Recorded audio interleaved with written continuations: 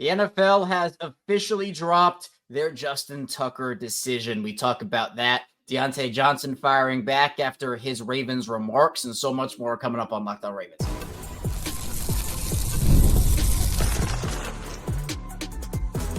You are Locked On Ravens, your daily Baltimore Ravens podcast.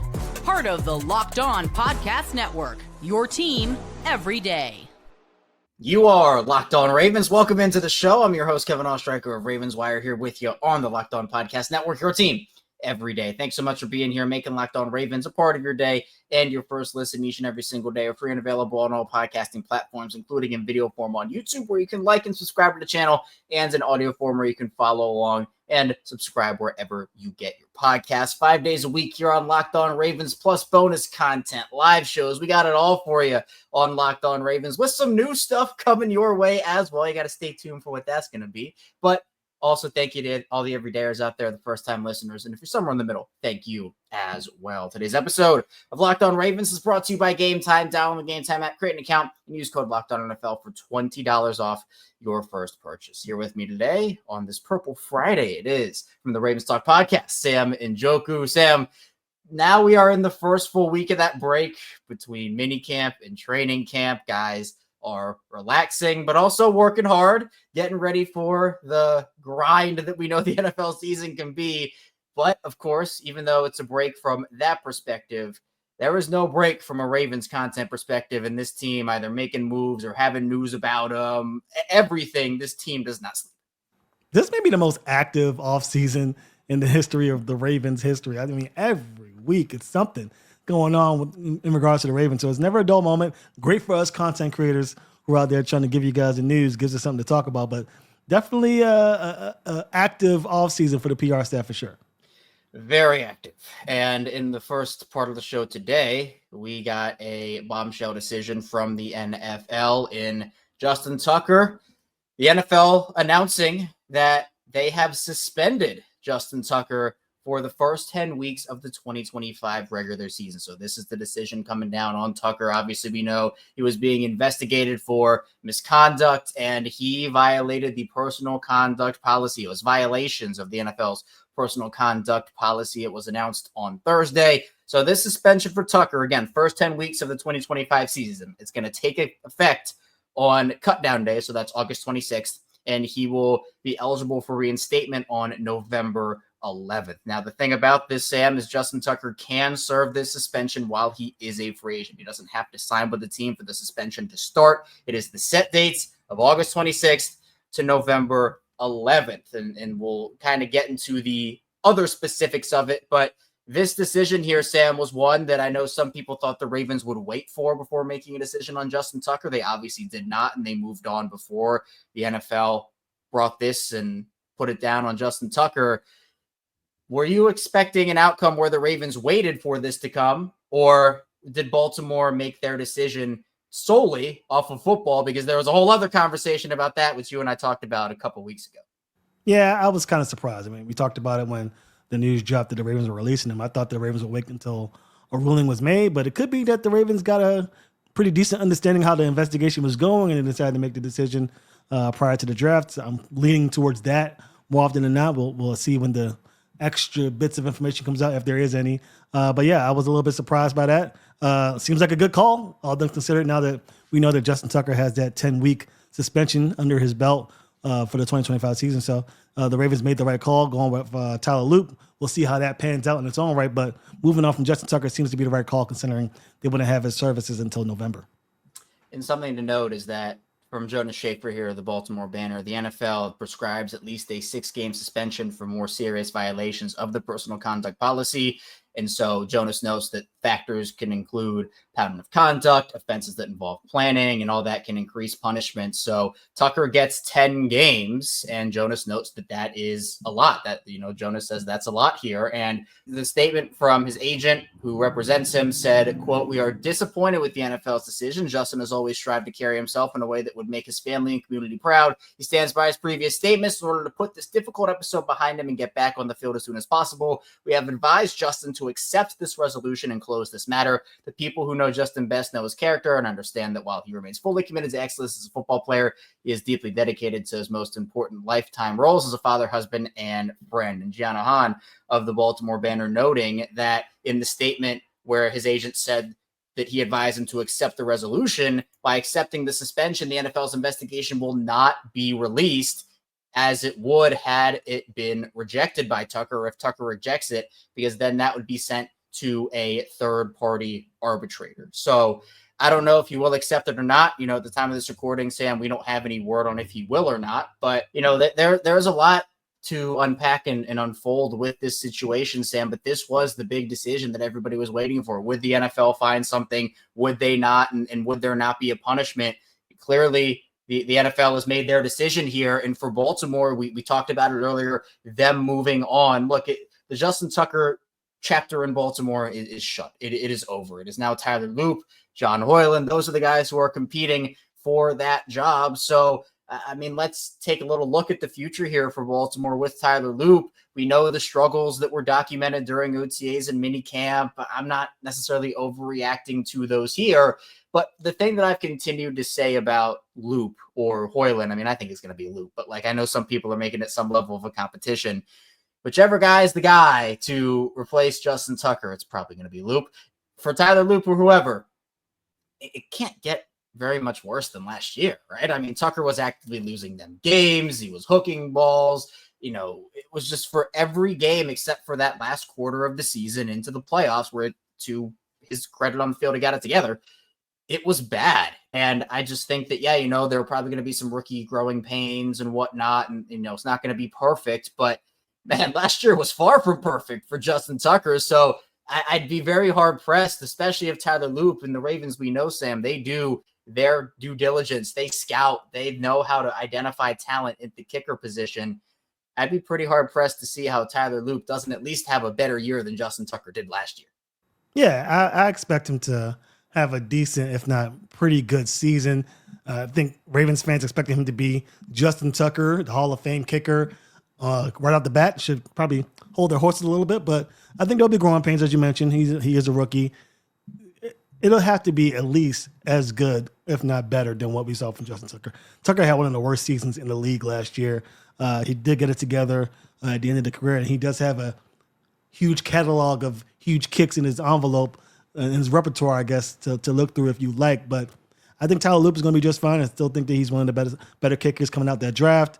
I think that the misses that he had in OTAs and minicamps might be technique things that the coaches are working on, and maybe the media saw, but not really fully understanding what they're seeing from the kicker. So I think it'll be okay. I think the kicker is going to be just as good, if not better, than Tucker, and that'll be good enough for me. I don't think special teams are going to be the make or break.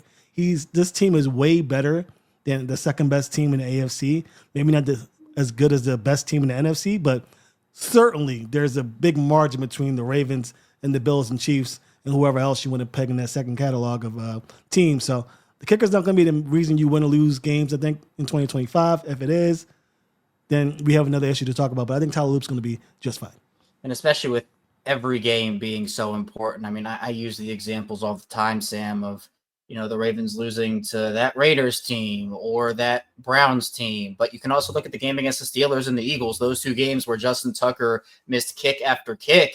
And if they win one of those games, they are hosting the divisional round instead of going to Buffalo for it. And maybe that has an impact. Maybe it doesn't, but it gives them another advantage. It has an impact. It does. It absolutely does. Especially when you go to Buffalo, which is notoriously a tough place to play. But guess what? Baltimore, also a tough place to play, and the Ravens would have had that advantage. So, again, I'm not expecting Tyler Loop, just like you mentioned, Sam. He's not going to be Hall of Fame Justin Tucker year one, right? I'm not expecting that at all. But we do know the last time the Ravens had a rookie kicker, it was Justin Tucker, and the Ravens won the Super Bowl that year. So maybe history repeats itself.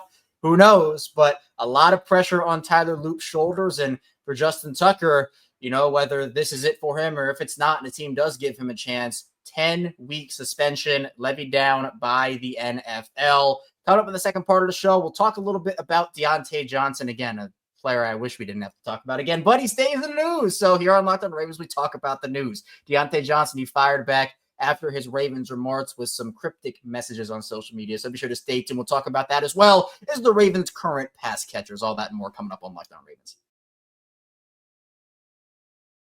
First, the show is brought to you by Rugiet. Guys, you've probably heard of Viagra or Cialis. Maybe you've even tried them, but if you're looking for something beyond the usual pill, it's time to meet Rugiet Ready. Rugiet Ready is a next-gen prescription treatment designed to amplify arousal in the brain and boost blood flow. Unlike the usual pills that can take hours, Rugiet's 3-in-1 formula dissolves under your tongue and kicks in fast on average in 15 minutes. Effects can last up to 36 hours, so you can stay confident and in control when the moment is right. And you can even read real customer reviews on their site. It's helping a lot of people feel more confident and present in the moment. So head to Rugiet.com/LockedOnNFL and use code LockedOnNFL to get 15% off today. That's RUGIET.com/LockedOnNFL and use promo code LockedOnNFL for 15% off. Individual results may vary with prescription treatment. Compounded drugs are permitted to be prescribed under federal law, but are not FDA approved and do not undergo FDA safety, effectiveness, or manufacturing laws. Please visit the Rugiet website for full safety information.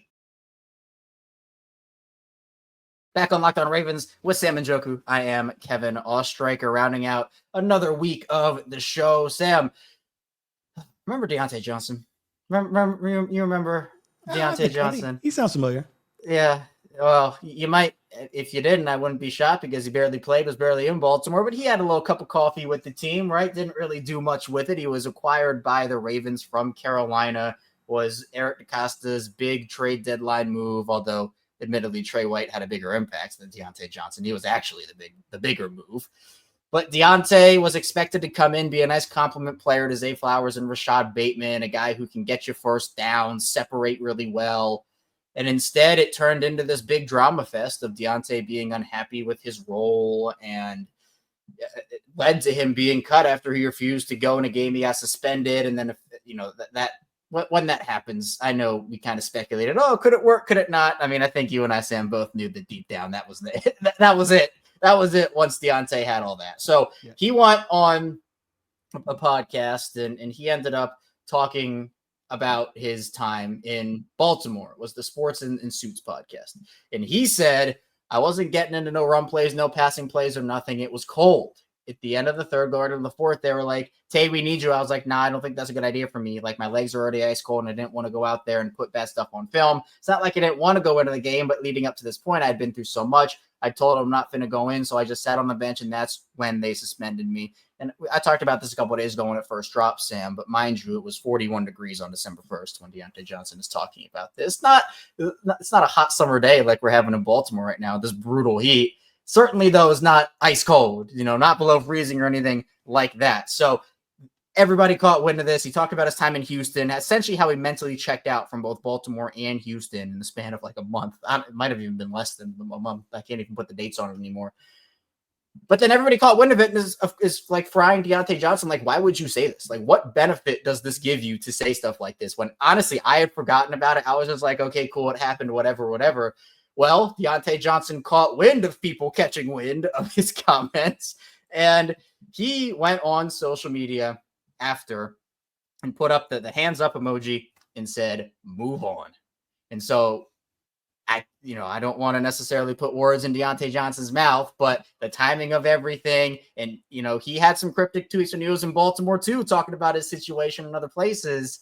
It seems like Diontae might not be too happy about people telling him about his time in Baltimore when, honestly, Sam, this didn't even do anything to help his image. It still makes him look like he quit on the team. It still makes him look like he wasn't, there for his guys. He said he loved the organization and loved the players, this, that, and the other. But sometimes, Sam, things aren't going to go your way and your role's not going to be what you thought, but you're a part of a team with guys who depend on you. And there's not really a lot that would excuse that. Yeah, I think this guy is crazy. I mean, I'm trying to pull my punches a little bit here, but this is an insane sequence of events. I mean, you quit on the team. You say you love the organization, you love the players, but you quit on the organization. You quit on your players. Is that how you show love? By not showing up when your number is called? I mean, it doesn't make much sense from a football aspect. I'm sure he's never been the starter the entirety of his career. He's had to come off the bench at least once in his lifetime. I'm sure he didn't respond the way he did. So, of course, you're going to get flack. And then to respond by saying, move on, you need to move on. You're the one that brought it up. Again, like you mentioned, we forgot about it. We threw you away. We didn't really need you. You went to the Texans and you got thrown away there. And now you're the Browns, and who knows what you're going to do. If you're going to quit on 2 playoff teams, what are you going to do against a team that's the perennial dumpster of the division? So I'm not really sure what his end game is with that. I don't get the whole notion. I mean, to his credit, I was at the Eagles game. It was a little chilly, but I don't play football in the National Football League, so I had my coat on. I had my scarf on. I just don't understand. I don't get the notion that you can excuse what he did. I wish he had better friends in his corner to set him aside and, prevent these kind of conversations from happening on these podcasts, because it doesn't do anything for your PR. I mean, he even mentioned it on the podcast. Only the Browns called him. I mean, only the Cleveland Browns give you a phone call, which means you're at your last leg. So whatever happened in the past happened in the past, but hopefully he learned his lesson, because he's on one leg out of the league. And we all know once you're out of the league, most of the time you're out for good. It's so disappointing because we identified all up to the trade deadline, Sam, how the Ravens needed a receiver just to complement Zay and Rashod Bateman. And Diontae, it fit on paper. On the field, it looked like a solid fit.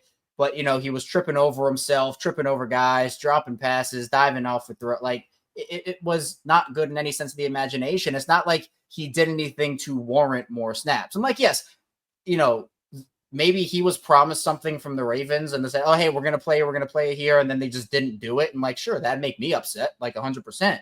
But again, I don't view that as an excuse to quit on your team and essentially say, well, now you need me, so now I'm going to stick it to you and not go in the game. Like, I'm doing it for myself and my career. It hurt his career. Like, he said he didn't want to put bad things on film. Well, he put nothing on film. He put, hey, I'm not a team player on film, which is just, it's all ridiculous. So, for Diontae, the Ravens will see him, assuming he sticks in Cleveland twice this season. We will see how it goes. There's a clear path for targets. And he's been a volume guy for his entire career. It was different than what he's experienced. But even when he was getting volume, there were still moments where there were issues with the behavior and the attitude. So, it's done. It's over now, Sam. We don't have to talk about it anymore unless, Diontae, again, wants to talk about it in November or something. And you know what? I'm sure we're going to honestly hear about it in week 2. Like, I'm bracing for it, right? So we'll just move on and talk about the actual pass catchers. So how do you feel about not just the wide receivers, but the pass catchers surrounding Lamar Jackson? You're 3 deep at tight end.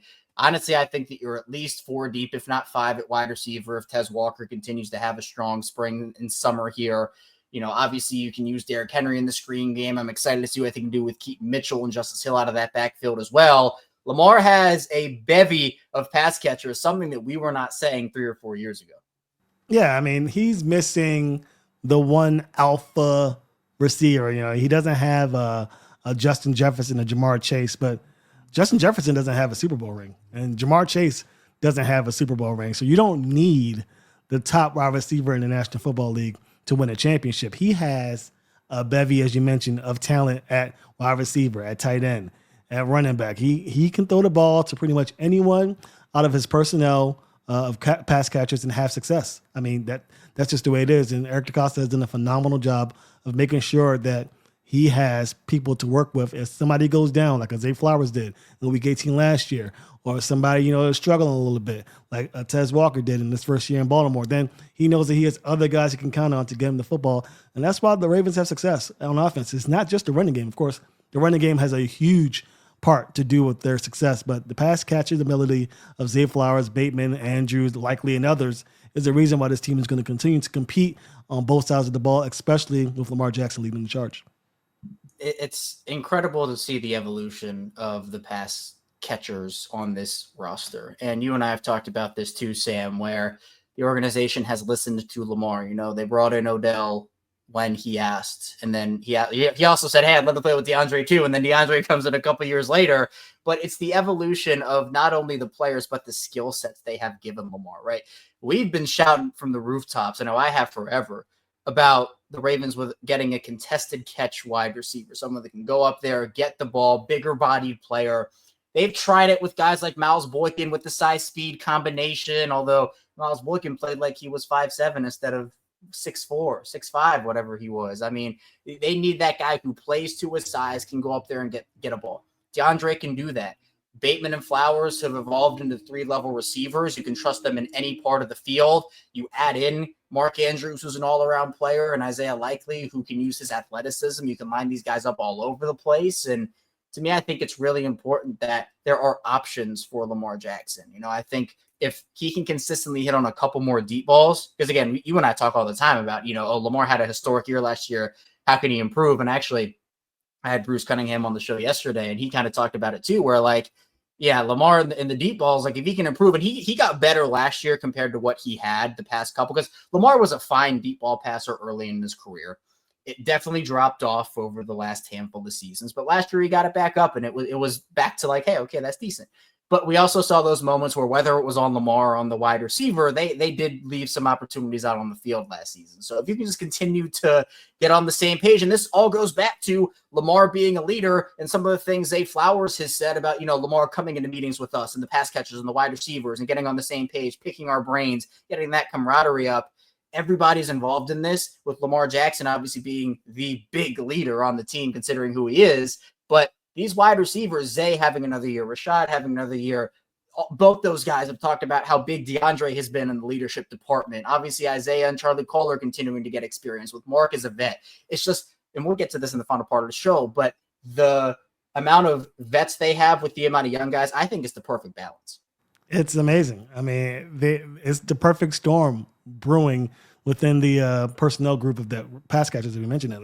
You got DeAndre Hopkins, who's a wily vet. You got Zay Flowers, who's in his second year or third year now. Rashod Bateman as well, who's coming into his own. Has got a huge contract. But yeah, you got a nice influx of young and old guys to really help move this along as you take it to the next stage of this offense, which I've been talking about all offseason. I think this is going to be a little more pass catching in this offense as opposed to last year. They have Derrick Henry a year under his belt. They know now what the league definitely knows how potent this running game can be. And it's only going to make things more difficult moving forward, especially with a guy like Wester LaJohntay, who I've been talking about, deep pass catcher, a guy that can really take the top off, as well as a guy like DeAndre Hopkins can, grab the ball, 50-50 ball. And, you mentioned Zay Flowers and Bateman, who are three levels. This offense is unbelievable. And that's exactly why a lot of pressure is being put on Lamar Jackson. No excuses thing is because this team is loaded. I mean, it feels like an all-star team, an all-pro team, a Pro Bowl team, whatever you want to call it. This team it's going to take a lot to take this team down. Of course, anything can happen, and we've seen it time and time again, but they're off to a great start, at least on paper. This team is rock solid. And I'm so intrigued with the depth this team has, and we'll talk about it here coming up in the final part of the show, because it's not just the pass catchers, it is the whole team. So we'll talk about where they stand from a depth perspective. We know they have the stars, but where are they depth-wise? We'll do that and more coming up next on Locked On Ravens.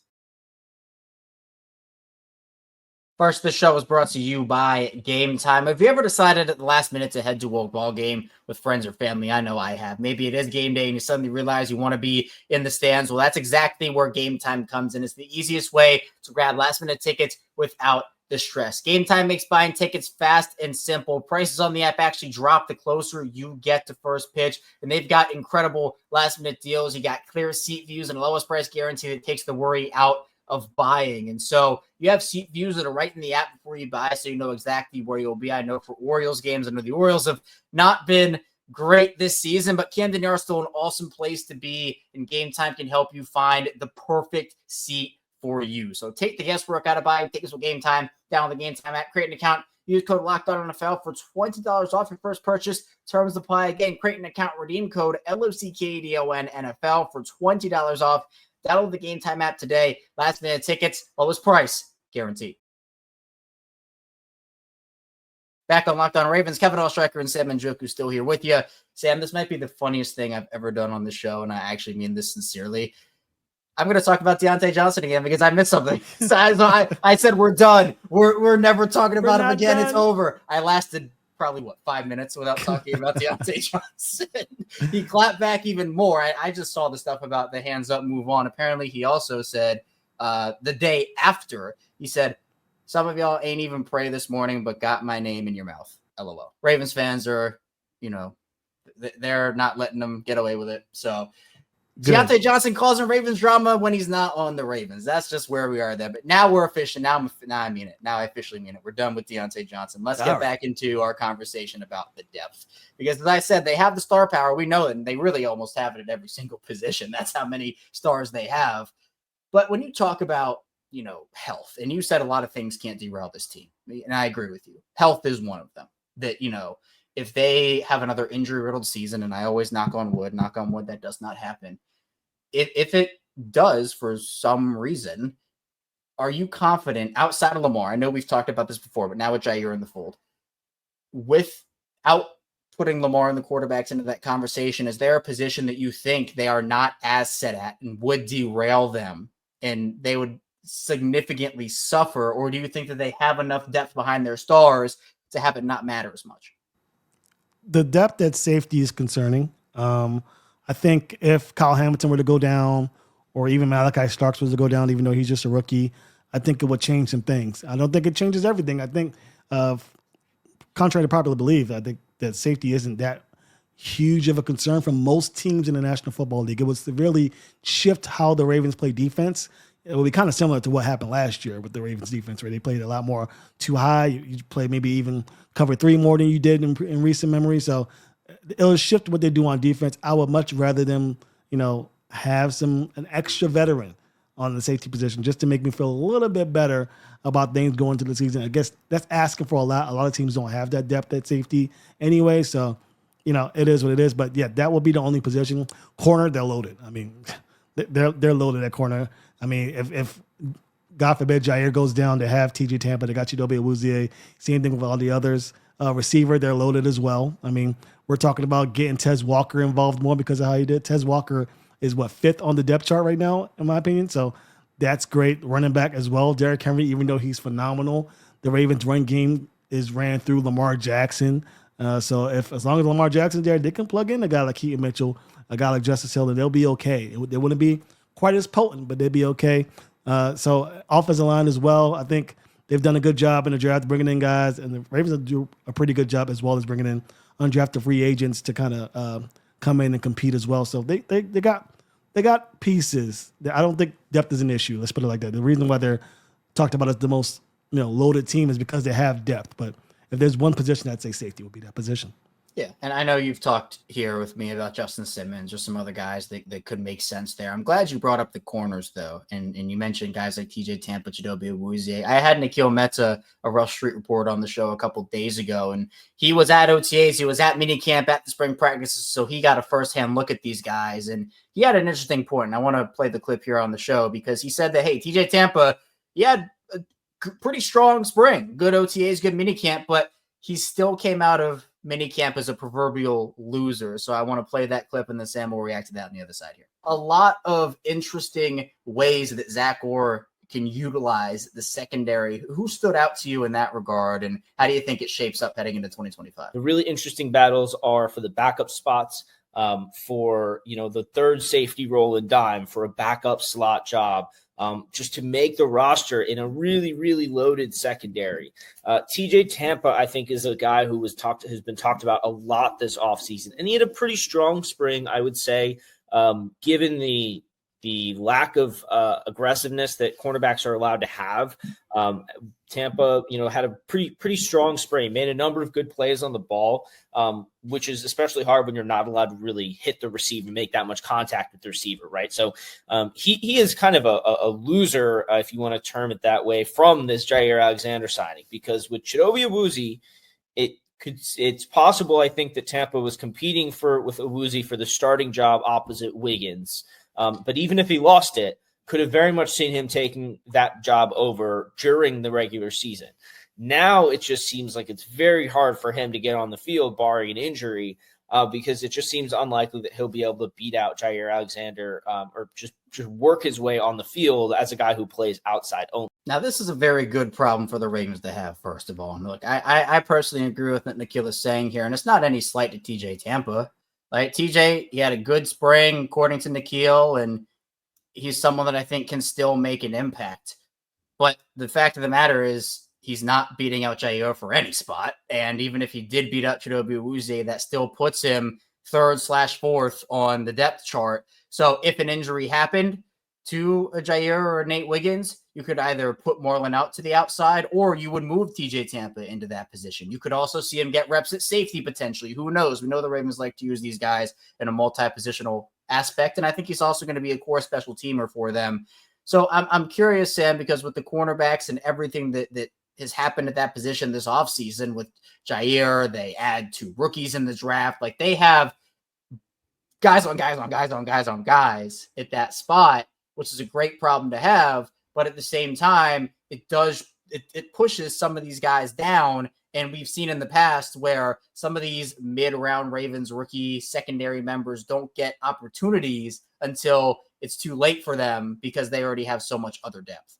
Yeah, I mean, he's correct. I mean, there's no way to slice it. If you're TJ Tampa, you're disappointed because there's a guy who has the pedigree, who has the skill set that, a lot of teams seek. And yeah, I mean, there's no doubt about it. He's not going to get the playing time he may have gotten if it was just Chidobe Awuzie there. It's just the nature of the beast. But TJ Tampa is going to learn. He's going to grow. He's going to get better, and he's going to be ready so that in case there's an injury, in case it's the fourth quarter and the Ravens are beating the Browns by 30 points, which is likely to happen in week 2, just saying, then TJ Tampa is going to get an opportunity. I think the Ravens don't feel like it's a loser situation. The Ravens are loving this. The Ravens are like, okay, well, we got 5 dogs at corner, and we can possibly, survive an injury to one of our top guys, and TJ Tampa is going to be a guy to step up. But again, TJ Tampa, we saw what he did in Iowa State. We know what he's capable of. So, and the Ravens do too. So I think it's a situation where, yeah, of course, TJ Tampa will love it if he got an opportunity to get on the field. But, unfortunately, that's not the way it goes. The Ravens are trying to win today. If they're trying to win tomorrow, sure, TJ Tampa, get your reps in, but the Ravens are trying to win right now. So all hands on deck, give me the best guys you can, and let's go get this thing. It was an A+ move for the Ravens with Jaire. It is the right move for the team, but it does put other guys in a difficult spot. When you're talking about maybe expectations, I think when Chidobe Awuzie even signed, he wasn't expecting Jaire to be available. And, now he is 3rd/4th on that depth chart right now. And he was expecting to, hey, I'm going to be competing for this starting job. And here we are. And then, nope, here's an all-pro guy. Sorry, your depth now. But hey, you know what? Those guys, one of the reasons they all signed, or some of the reasons that they played this game, one of them is to win a Super Bowl. And Jaire gives them the opportunity to do so, or at least increases their chances. But Sam, what's your favorite position on this roster right now? What's the position you look at? Depth, maybe it's star power. What's that position you're like, that's the one right there? Quarterback. We got the best quarterback in the league. I'm just saying the Ravens have the best quarterback in the league the last 3 years. There's nobody better that I would rather have at quarterback, but that's cheating. That's the easy answer. If I had to really say it, I'd definitely go corner. I think corner is just ridiculous now. Again, Jaire Alexander on the outside, Nate Wiggins on the outside, Marlon Humphrey on the slot. That's insane. That's Madden talk right now. We're talking here to have Jaire, Nate Wiggins, who was one of the best corners in the league last year as a rookie, and Marlon Humphrey, who's been day in and day out, year in and year out, one of the best corners in the league. That's cheating. So I would definitely go a corner. I'm very excited to see this team on the field. I'm not worried. I know injury concerns are injury concerns. Everybody talks about it, but I'm not worried about the injuries. I think the injuries are part of the game, and I think Jaire is going to be good to go. Could be proven wrong, but I take the optimistic approach with this cornerback group. This group is solid. And then we talk about Chidobe Awuzie. We talk about TJ Tampa, who we were high on coming into the draft. It's just an unbelievable slew of depth pieces at corner. And we've been in situations covering this team, being a fan of this team, where the Ravens have no corners. Zero to work with. We've seen this team hit rock bottom in this group and how it took its toll on the outcome and the expectations for the season. So to be on the other side and have, in my opinion, the best secondary in all of football is insane. So I'm very high on this cornerback group and just the DB group in general, along with Kyle Hamilton, Malaki Starks, Sinusa Kane, and also Bo Braid. This DB room is rocking and rolling, and my expectations are high, which means I'm going to be very critical if they don't succeed the way I think they will in 2025. And they should be. I agree. Corner is that room. Although I'm not gonna go. I'll go different. I'll go a different room so that we can talk about another one. Yeah. At least I'll mention it. I think the outside linebackers is a group I'm really excited for this year. Owe obviously adding the muscle. You got Kyle Van Noy, who's been solid. Tavius Robinson's my pick for breakout player on the team this year. He's someone I have high expectations for. And then you mentioned guys like Mike Green, who I think is going to have a big impact as a rookie and could maybe turned into a 3-down player right before our eyes very, very quickly. So you have all of those guys on the board, and, can Adisa Isaac do something? Is David Ajabo going to make an impact, or is he even going to make the roster? I don't know, but we'll see. A lot of good players, good names in that outside linebacker room. But Sam, I appreciate you. Thanks so much for hopping on. Tell people where they can find you and what you're working on, as we're in that lull period of the offseason right now, but not for the Ravens. Yeah, lots of news to get to. You can find me on Twitter at Ravens Talk Pod. Also find me on Instagram at Ravens Talk Podcast, YouTube at Ravens Talk Podcast, and TikTok at Ravens Talk Podcast. We'll be talking about the Justin Tucker situation. We'll be delving deep into the Derrick Henry situation. I think Derrick Henry's poised to have maybe a monster season where he's eclipsing 2,000 yards. So we talk about that, all that, and more at Ravens Talk Podcast. So come check us out. You know where to find them. Links all in the description below. Sam does great work. Appreciate you as always, Sam. And thank you to everybody who watched and listened today to Locked On Ravens. We will take a 2-day break on the show unless there's a big headline to talk about, which, of course, if that is the case, we will be back on the show. So be sure to stay tuned, and I'll see you right back here soon on Locked On Ravens.